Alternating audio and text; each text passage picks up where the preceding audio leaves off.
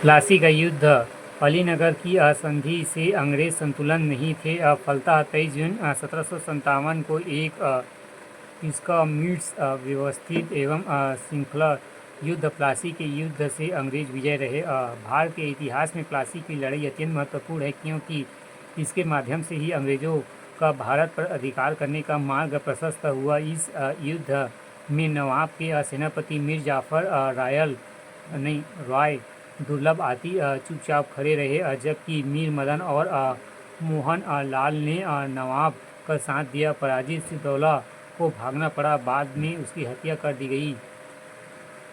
इस युद्ध का विस्तृत वर्णन सियारुल मुताखरीन के लेखक गुलाम हुसैन ने किया। परिणाम पहला, पश्चात मीर जाफर बंगाल का नवाब बना। दूसरा, कंपनी को संपूर्ण राज्य में कर मुक्त व्यापार करने की अनुमति मिल गई। तीसरा, कंपनी को 24 परगना जिले की जमींदारी प्राप्त हुई। चौथा, बंगाल पर नियंत्रण में अंग्रेज फ्रांसीसी युद्ध में निर्णायक भूमिका अदा की। नवीन चंद्र सेन भारत के शाश्वत दुख की अनंत अंधकारमयी रात्रि का आरंभ हुआ। जदुनाथ सरकार इस युद्ध से भारत में मध्य काल का अंत हो गया और आधुनिक काल का प्रादुर्भाव हुआ।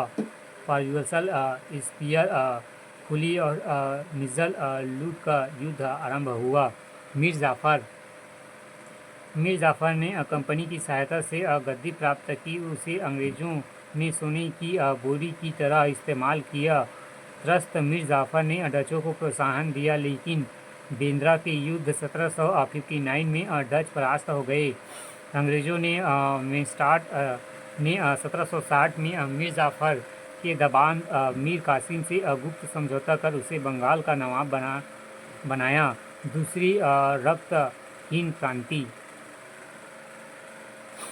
मीर कासिम बंगाल की नवी प्राप्त करने के लिए अंग्रेजी सहयोग के बदले नवाब ने उन्हें लाखों के उपहार एवं बर्दवान, चिटगांव एवं मिदानपुर जिले की दीवानी प्रदान की। योग्य एवं महत्वाकांक्षी मीर कासिम ने अंग्रेजी नियंत्रण से मुक्त के लिए राजधानी मुर्शिदाबाद से मुंगेर स्थानांतरित कर दिया। मुंगेर की किलेबंदी की, अपनी सेना को यूरोपीय ढंग से प्रशिक्षित किया। अंग्रेज द्वारा पुस्तक का दुरुपयोग न रोकने पर कठोर आर्थिक निर्णय लेते हुए उसने भारतीय व्यापारियों को भी वे छूट प्रदान कर दी जो अंग्रेजों को प्राप्त थी।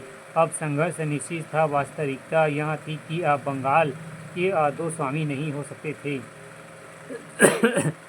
अंततः नवाब अंग्रेजों को व्यापारी मात्र मानता था, जबकि वे अपने को बंगाल का स्वामी समझते थे।